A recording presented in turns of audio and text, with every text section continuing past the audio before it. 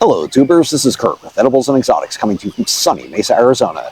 And this is going to be an update video. It's going to be the fourth one on my retail plant nursery that I opened up last weekend. It's mid-November right now, 2023. Last weekend was my first full weekend open, and I did horrible for sales. So I got to change some things up over there. I'm still getting plants down, but I'd like to show you guys what I'm actually doing. I've been working like a freaking nut trying to get all this stuff potted up, air layered, you know, seed started. I've gone through dirt like crazy, pots like crazy, zip ties, tin foil, you name it. In addition to all the crap I had to buy to set up this place. So I'm going to take you around right now. I'm going to show you some cool things that I got that not a lot of other people have. And as you guys know, my prices, I beat everyone. So a lot of these plants, you know, I'm just trying to grow them and get them going really quick. So I'm going to have them, you know, pretty good discount on them. I'm going to try to get them down there. I got a lot of stuff for you permaculturalists, mulberry lovers, fig lovers. So let me take you around and go give you a quick tour of what I got going on.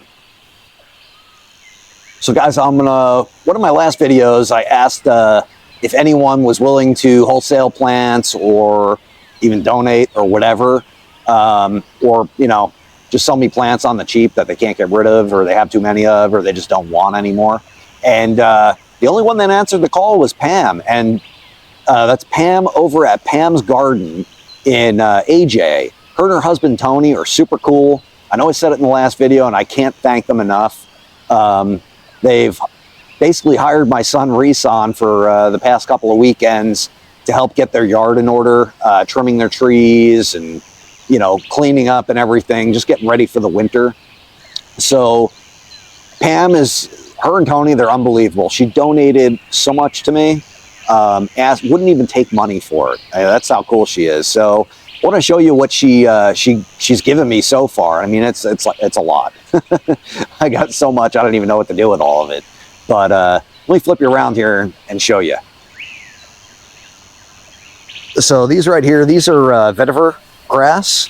They're awesome for permaculture. They're very fast growing. They're a clumping grass, and they divide really, really easily.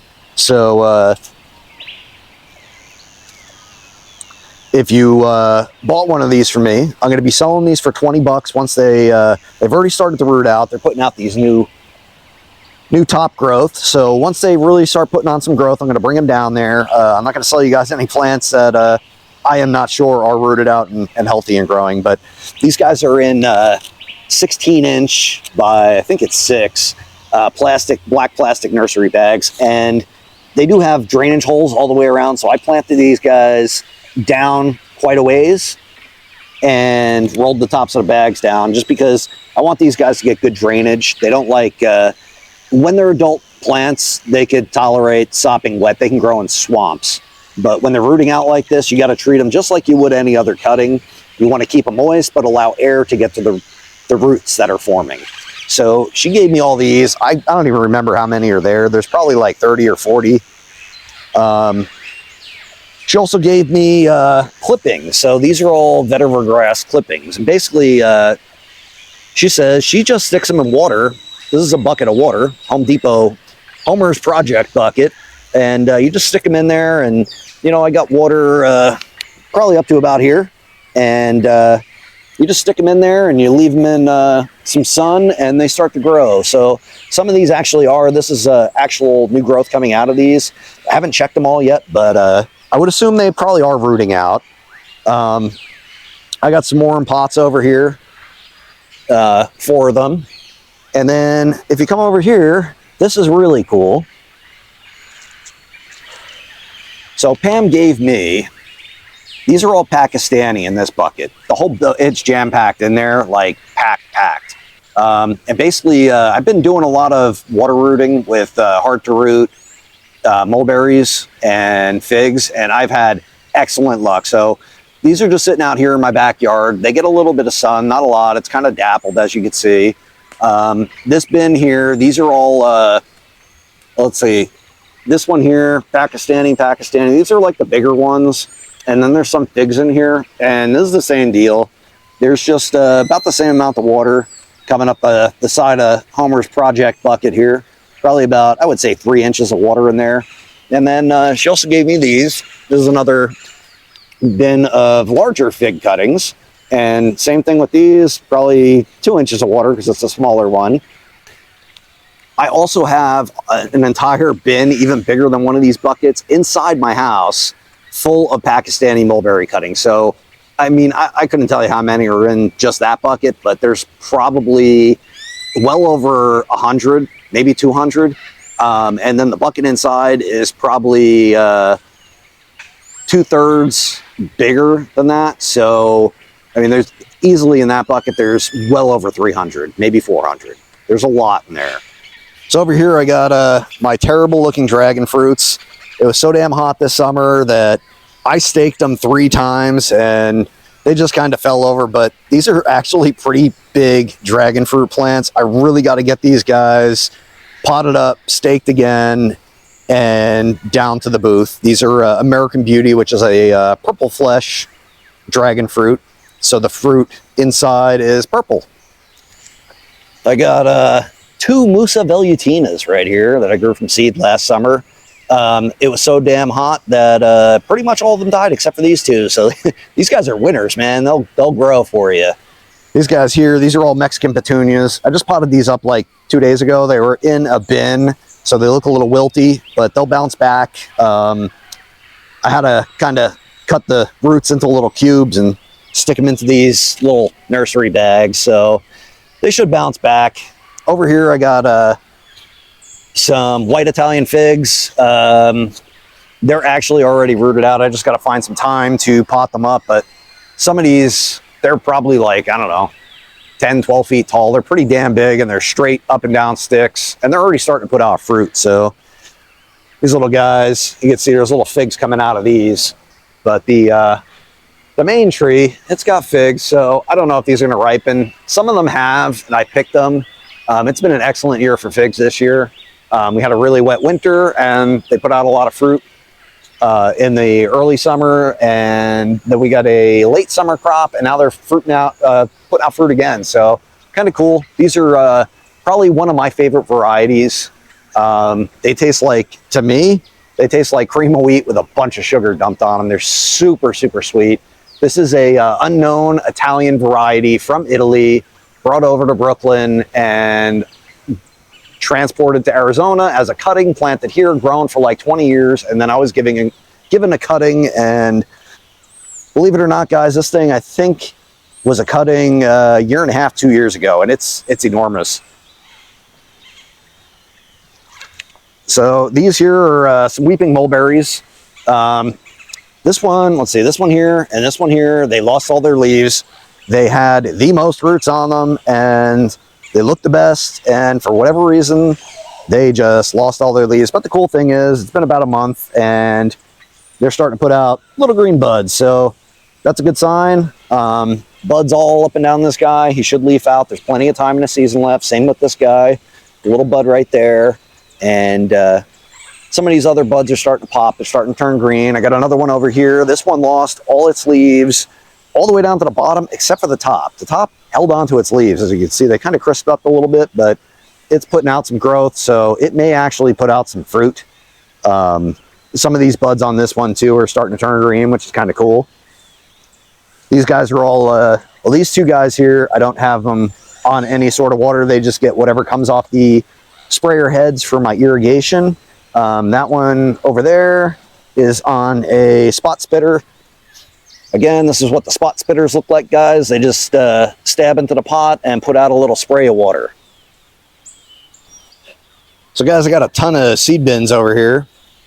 We got some jujubes, some date palms. These guys are pretty cool. These are tamarind. So these are seed-grown tamarind. I go over to the Asia market, get some tamarind, pick the seeds out, clean them really good, and put them in these bins, and they grow pretty good. These are about a month old. George was growing some too. I gave him some seeds, and he's growing his indoors in a controlled environment with grow lights and everything. And his are probably about 3 times the height of these, but these being outside, they're not growing as fast, especially because we're having cooler nights.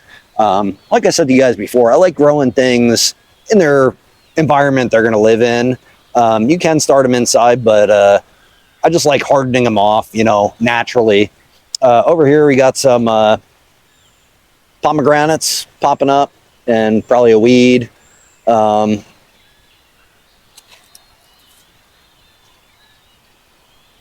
here I got some more air layers. I'm trying to air layer this tree off. It's a brown turkey fig. Just going to use it for growing air layers and cuttings. Not really looking to get fruit off it, although it does have quite a few figs forming. This is probably going to be a Breba crop.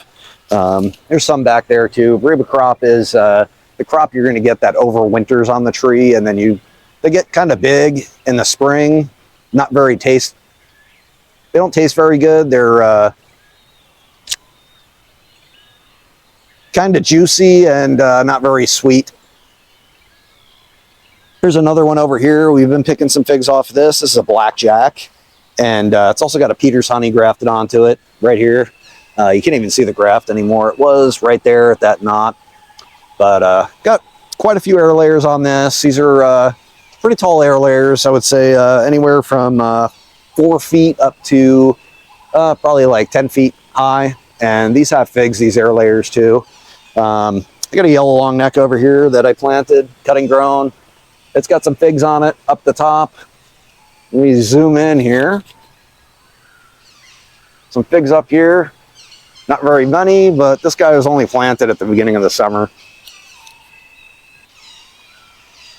Got a Brunswick fig over here. It gets shaded out by this Pakistani really bad, and just doesn't grow that much because it doesn't get very much sun. But this Pakistani over here, I got a whole bunch of air layers. There's some on this side, some on the other. I'm trying to clear out the path here. I got a walking path on either side of it, and these branches are just in the way, and they're shading out these papayas too, which isn't good for them. So I'm gonna try to get some of these papayas going too. They grow like weeds out here. They get gigantic, really tall, really quick. So I'm gonna try to get some of those going. Here's actually one of my dragon fruits right here. That's how big they are, and I'm selling these for cheap, guys. These are like 15, 20 bucks a piece, and they're pretty well established. They're about a year old already. Had some moringas that I planted in bags. It's probably 2 days ago, and if you guys have ever grown moringa, you'd know they do not like transplanting. So they came out of this bin. This is what I have left. There's a couple in there, and transplanted them into these nursery bags, and they look like crap, but in about a month they'll bounce back, no problem. Got some banyan trees down here, some Australian green mulberries in the back here. These guys they were started in water, and they're doing pretty good now, so happy about that. Got some more figs in here, some blackjack, black Madeira, black mission fig, some more black mission up here. So over here I got some chaya that I potted up. I have one bin of chaya left. This is from the grapevine video that I did, how to build a trellis for one out of rebar. But yeah, I got quite a few of those. I just potted these up yesterday, and they're all doing great. They took no damage. They had some pretty good roots on them. I have some Thai guavas. Some of them are really small. I didn't think they were going to make it, so I put them in the smaller pots. Some of the ones that had some roots, I put them in the bigger pots. I don't think they're going to make it, but I do have quite a few that actually did make it. They're about a week in the pots, so some of them are looking pretty good. Some are looking pretty crappy, but these are seed-grown Thai guavas. I got some Arizona ash. These guys pop up all over my yard. I just potted these up yesterday, and I don't know, some of them probably aren't going to make it. Some of them probably will. I got some seed-grown tree collards back here. These are from my tree collards that I harvest, and I do have these seeds available at my retail spot if you guys are interested in growing tree collards. I sell them dirt cheap, the seeds. But this time of the year is probably one of the best times of the year to plant tree collards, and being seed grown, I have like 5 or 6 different varieties of tree collards growing. So You never know what you're going to get, just like Forrest Gump says.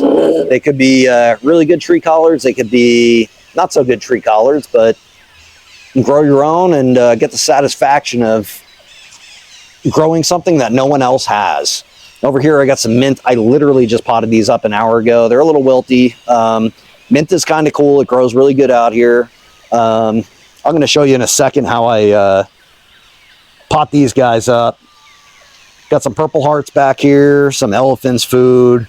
These are some black mission fig air layers from my tree in the front yard. I just potted these up a couple days ago, and they lost all their leaves.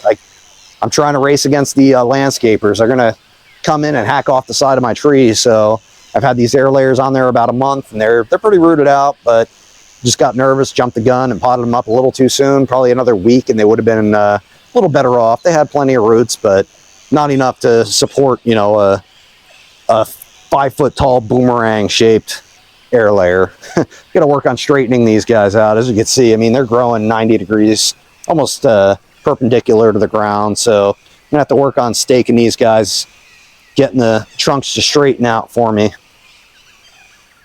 But this is my purple heart bush. If you guys are interested in some purple hearts, they grow great here. Just add water. I don't even fertilize these guys. They are mulched, but compost in place. But they get these little flowers. They're pretty. They grow really quick and spread. They create some good natural shade. They hold in humidity, and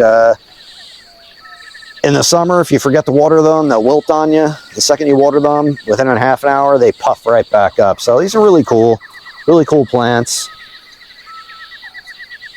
Over here, I got I forget what the name of this fern is, but I got to start potting this guy up. It's growing like a weed. I got some sort of thorns growing in here. Got a hibiscus plant, some spider plants. The whole spider plant's covered by this. Yes, spider plants grow great in Arizona, guys. So there's a spider plant down there. It's a variegated spider plant. Over here is my mint. It's just growing like a weed. I've had this growing here for probably 5 years, and it just keeps growing and growing and growing. So mint is a running plant, which is kind of cool. So a running plant puts out, you see all these here? These are the runners. So when these guys touch the ground, they will put out roots, and they'll send up shoots, like over here. So all you have to do is pull off this whole thing, and you just chop it at each node, and you'll have a shoot, and you'll have some roots hanging down. Keep them in the shade, keep them moist, and they will root out for you, and you'll have more mint. This guy has actually bolted, so these are what the mint flowers and seeds look like. I've never tried growing mint from seed, but I might give it a try. Up here, guys, I got this one moringa tree in my backyard. Well, I got two back here, but these guys are putting out pods. My daughter's been eating them like crazy lately. Lots of bees. If you guys want pollinators, check that out. Middle of November, and we got bees going to the moringa tree. Hummingbirds love these, but I was thinking, I have so many of these pods. A lot of times I'll let them go to seed. I'll collect the seed, and then I'll sell the seed or give them away or use them to grow moringa trees. But I was thinking of bringing some of these pods down, and if you buy a plant from me, no matter what the price is, I'll give you 10 pods, and you could bring them home and do whatever you want with them. But these are at the eating stage right now.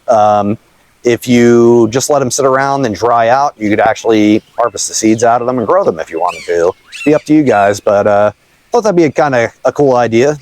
Buy a plant and you get 10 free moringa pods for whatever you want to use them for. I'm not going to tell you what to use them for, but let me know what you think down in the comments about that.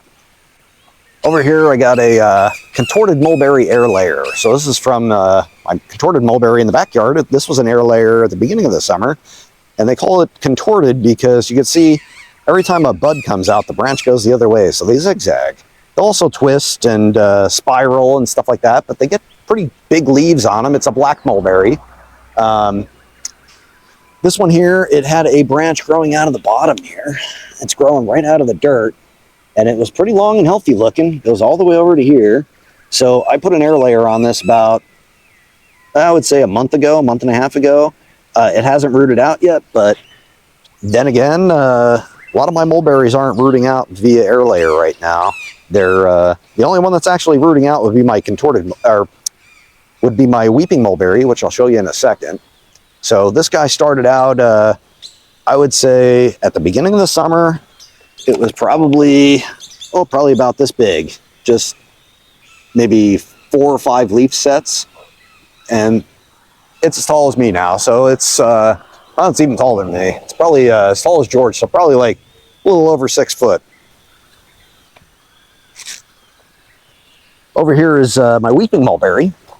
So I got these for sale. I air layered this a couple months ago and potted them up about a month and a half ago, and they're pretty well rooted out, except for the ones I showed you in the back that are putting out buds. But I got a bunch of these down at my retail spot at the Mesa Marketplace swap meet.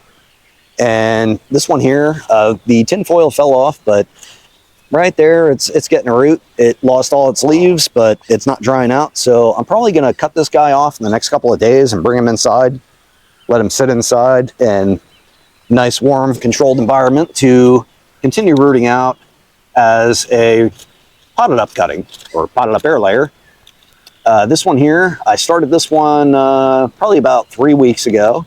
And right there, if you look right here, let me zoom out right there. There's a little root forming. So this guy's doing good. Tinfoil's kind of falling off.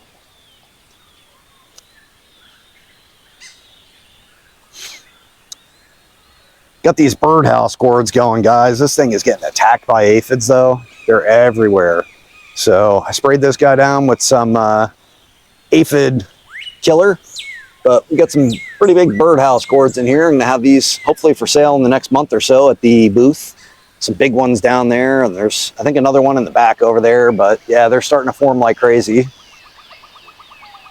This is my pretty big moringa tree that I did the video on, and if you look up top, you can see these branches are hanging down like crazy because of these pods. So I really got to get these pods off. Like I said, I'm going to leave some for seed, so it can go to seed, but I want to get a lot of these off. Got a passion fruit vine growing up it. I tried to do some cuttings on that. Haven't had much luck on them. I don't know if it's the time of the year or the fact that they are green cuttings, but these passion fruits are going all the way up. Passion fruits are going crazy this time of the year. Same thing with avocado trees, guys.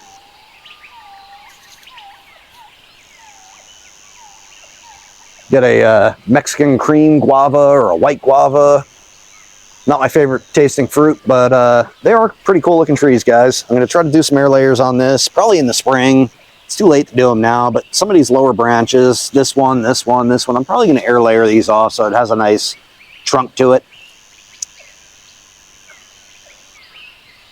This is the Buddha belly bamboo that I planted in the, how to plant a Buddha belly bamboo in your yard. And this guy, I was hoping it would get about 4 to 8 feet tall. And guess what? This branch right here, this is taller than me. So it's over 6 feet. And putting out a bunch of mature canes. I'm going to try to get some air layers off of this guy, so I have some in the spring for you guys if you're interested in a Buddha belly bamboo plant. This over here is my Black Mission. This is the one I pollarded last winter. And you can see, I mean, it completely not only recovered but got gigantic. I think it's even bigger than it was last summer. So all this growth is all new growth. I mean, it's unbelievable if you pollard these things what they do.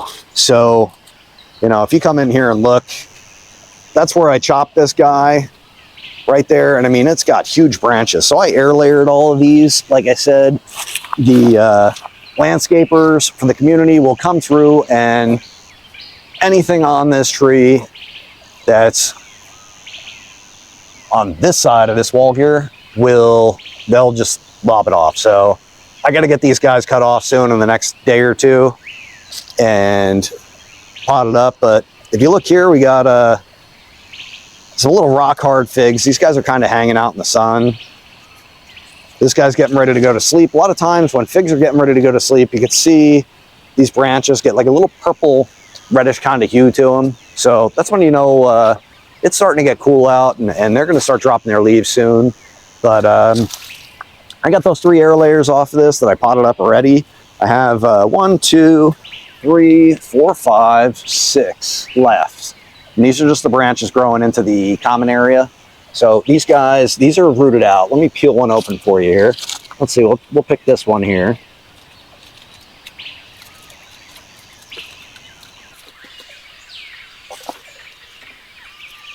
Let's see, okay. So yeah, these guys have roots in them.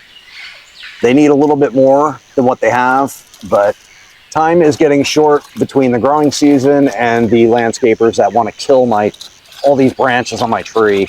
But these guys are super thick. I would say that's probably about 1.5 inches in diameter. Very, very big branches, and they're doing really good. Like I said, we got a lot of figs on this, so you know, a lot of people say, oh, figs only fruit on second year growth. Well, this is first year growth, and they're fruiting like mad, so.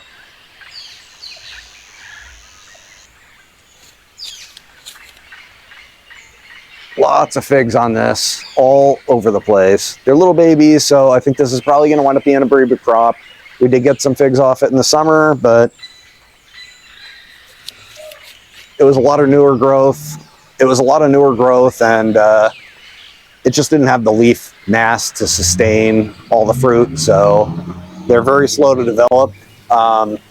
When you pollard trees like this, if you're looking for fruit production, I would not recommend pollarding every year.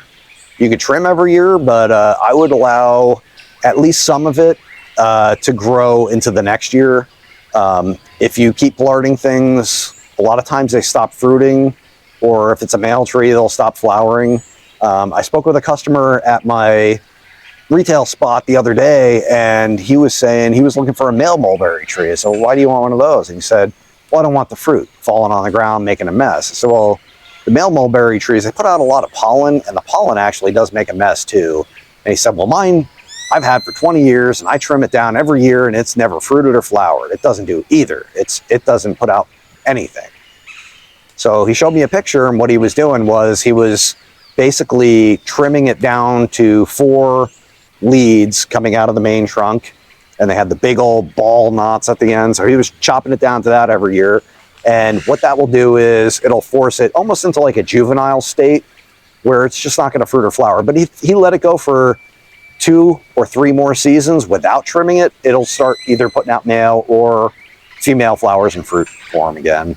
So that's going to be pretty much it for what I got going on. I do have a bunch of other cactuses and stuff like that that you guys probably are interested in, but I actually do have some Peruvian apple cactuses. But yeah, I'm just trying to jam whatever I can jam into my retail spot to sell. I come home from work, usually, you know, my regular day job, and usually around 4 o'clock, and I'm either out in the yard or making grow bags until like 9:30, 10 o'clock at night every day. And then I'm over at the retail spot Saturday and Sunday, doing whatever I have to do over there. There's always something to do there too, whether it's irrigation or making signs or, you know, repotting stuff or, you know, trimming dead leaves, checking for any sort of bugs or anything like that, talking to customers. That's definitely a full-time job. Day goes by pretty quick though. It's pretty cool. You know, you think it's like 10 in the morning and you look at your clock and it's like 3 o'clock and you're like, oh man, I got an hour to go and I'm out of here. And then after that, I come home and I work in the yard or in the house. So yeah, it's pretty tough. And like I said, I haven't really made very much in sales. I have started a Facebook page. So I wasn't on Facebook for a while, probably like 7 or 8 years. I just got fed up with the BS, and you know, I really don't, you know, if I want to talk to someone, I'll text them or whatever. I really don't care about what people are doing. You know, if it pertains to me, or if it's, you know, if they're sick or something, you know, usually I'd like to either message them or call them in person. You know, I'm not really big on the Facebook thing. And so I got the Facebook page going. I put a lot of stuff that I have for sale at the retail spot on the Facebook marketplace, and I've linked that to a couple other, you know, buy, sell, trade, whatever pages. One of the things I realized that I really hated about Facebook is everywhere you look, there's pornography. Guys, I'm not against porn. I don't care. If you watch it, who cares, whatever. But, you know, if I'm on a page looking at like tropical fruiting trees, I don't want to see some porn pop up. It's just annoying as hell. So I'm sure you guys get that too. That's one of the reasons I was off of Facebook, and it's just so political. Everyone's so negative. You know, everyone's a keyboard warrior. I can't stand it, but I do have a business page on there. You can check it out. I do some updates. I list some of my plants I have for sale on there.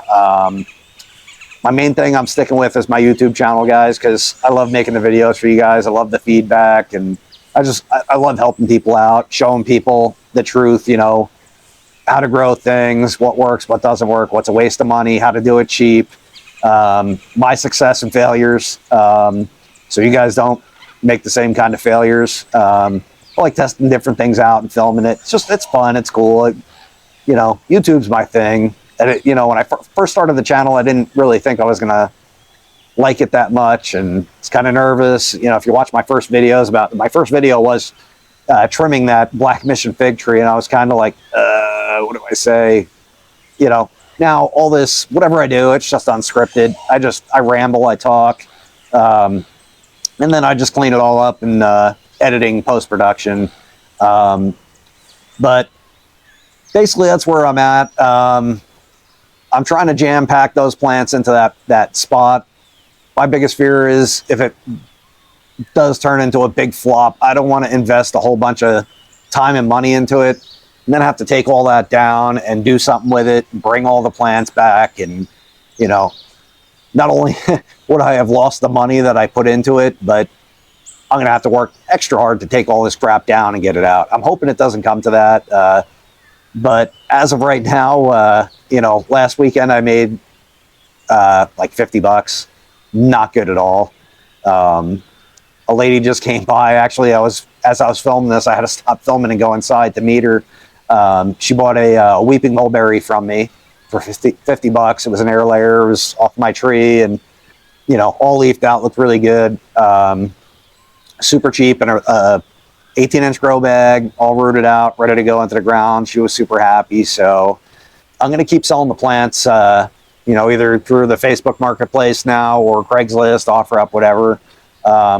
If you want to come down and check out the other plants I have while you're buying your plants, you can go down to my retail spot. If you don't have the time to make it out there, if you're all the way on the west side, you can only come during a weekday or whatever, I could bring them home and you could pick them up at my house.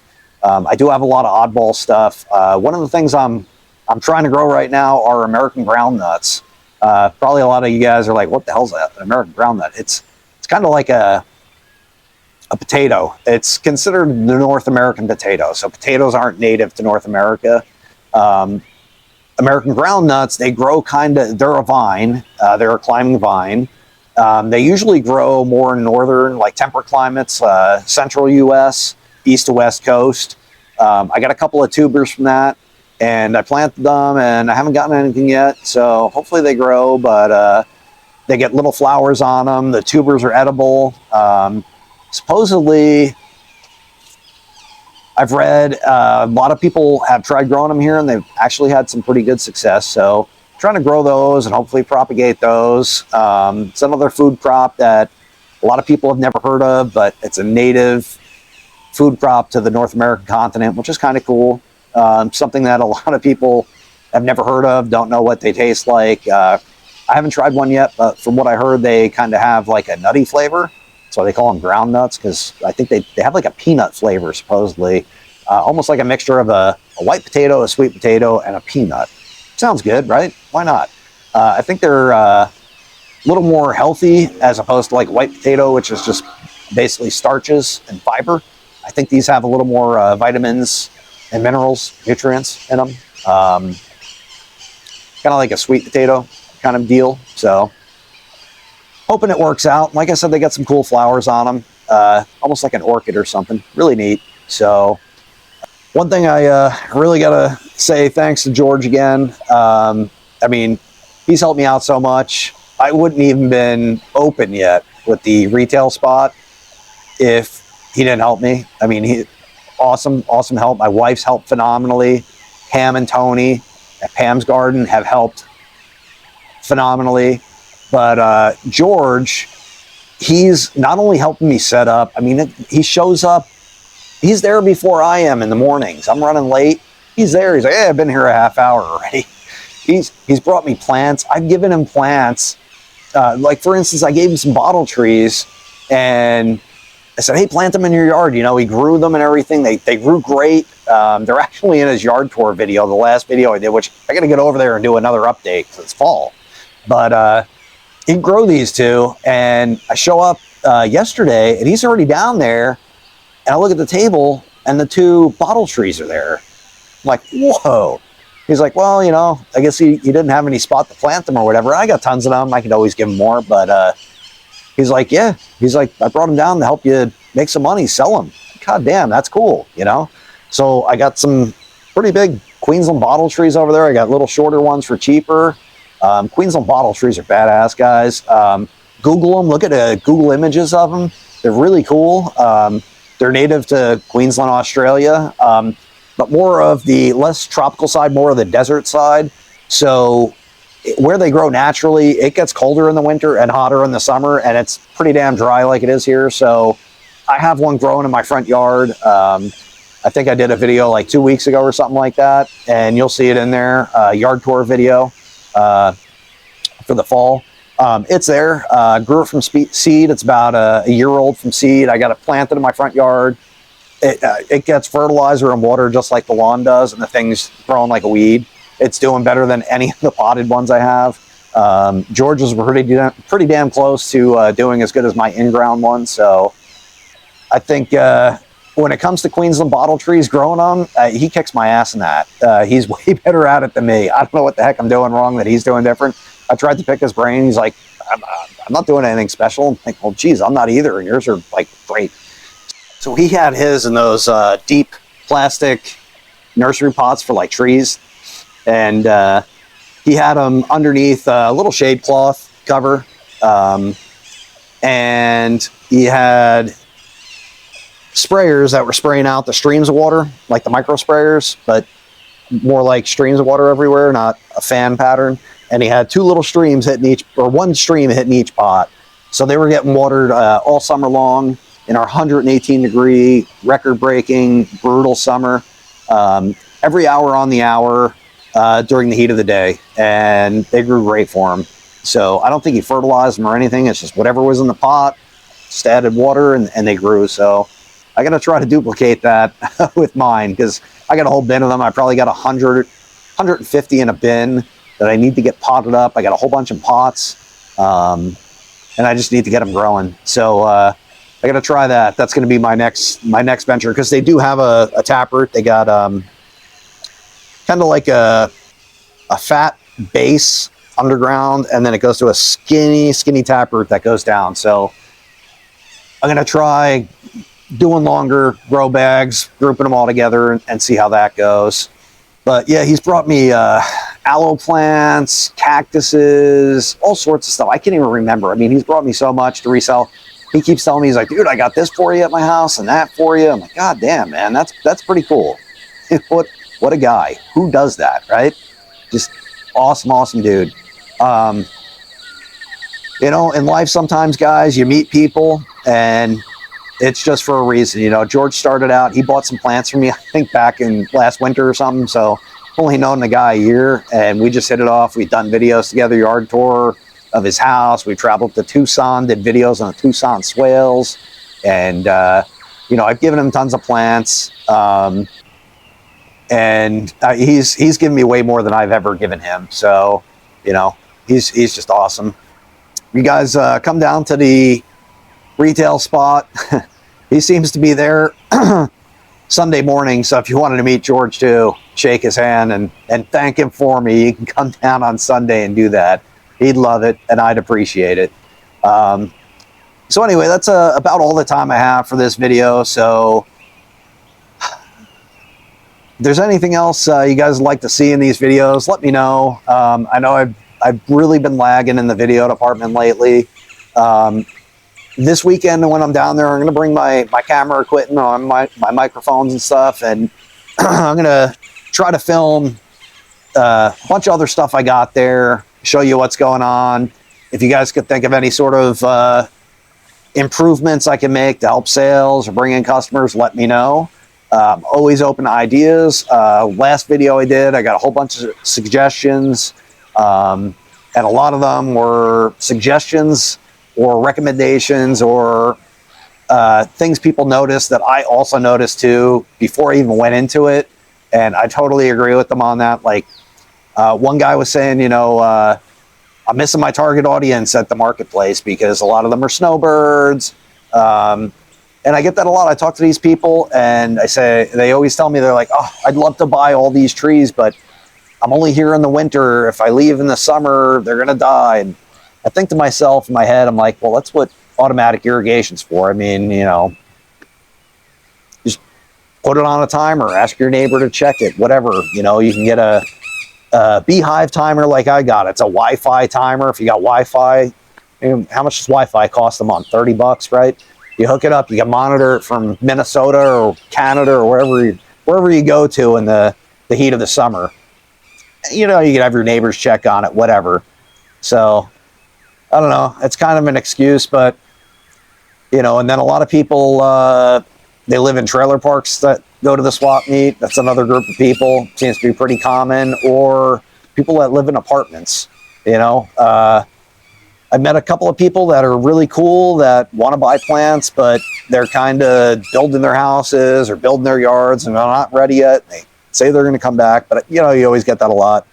People always say, oh, I'll buy this from you in a month. You never hear anything. Fingers crossed, hope they come back. But yeah, I do agree with him on that. I was hoping, you know, my YouTube audience would come down and check out some plants, give some support.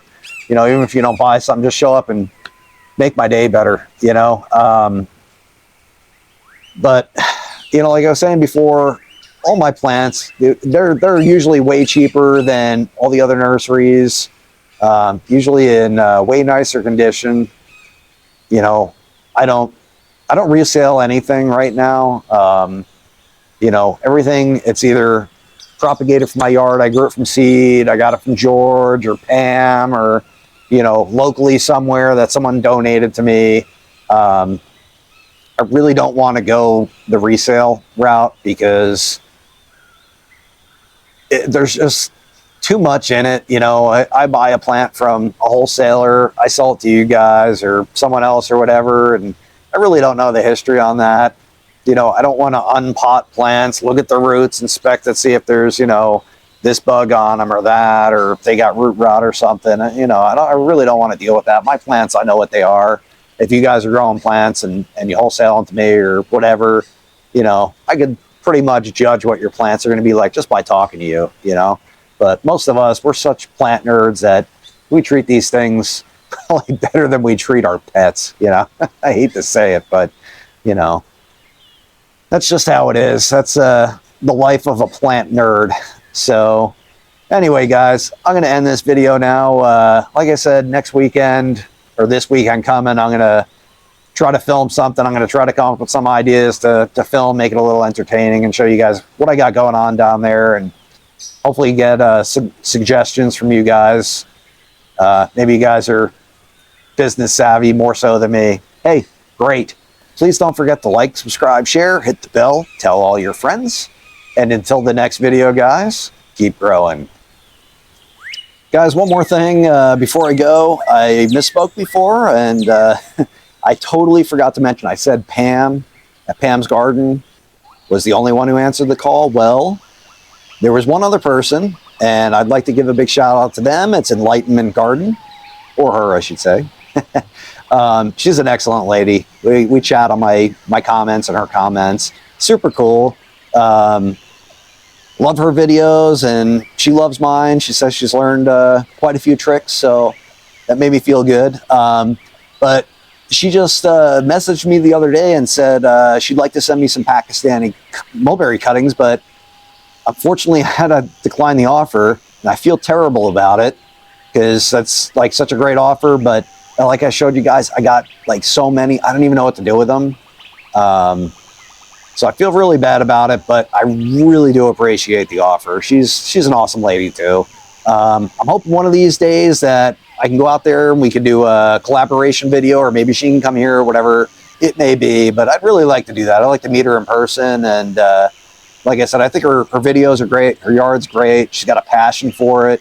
So that'd be really cool. So if you're watching, let me know down in the comments if you're interested in doing a collaboration video whenever you get the time, whenever I get the time, which is who knows when the hell that's going to be. I know she works full time and has kids. I work 2 jobs now, basically 3, almost 4, between the kids, the plant nursery, the YouTube channel, my day job. And, you know, for me to find time is pretty tough. Plus, George and I are also doing a permaculture food forest install over in Apache Junction. So hopefully that's going to be coming up soon. I don't know when the hell I'm going to have time to do that, but I'm going to try to find the time. I'm excited about it. And if you guys have any questions on permaculture, I'm really big into it. So is George. You can ask down in the comments. Like I said, I got vetiver grass, which is a very big permaculture thing, especially for Arizona. I'm going to do a whole video on that, talk about how it works. I'll show Pam's. She's got some giant ones, and you know, maybe you guys can start growing it yourself. So that'll be it for this video.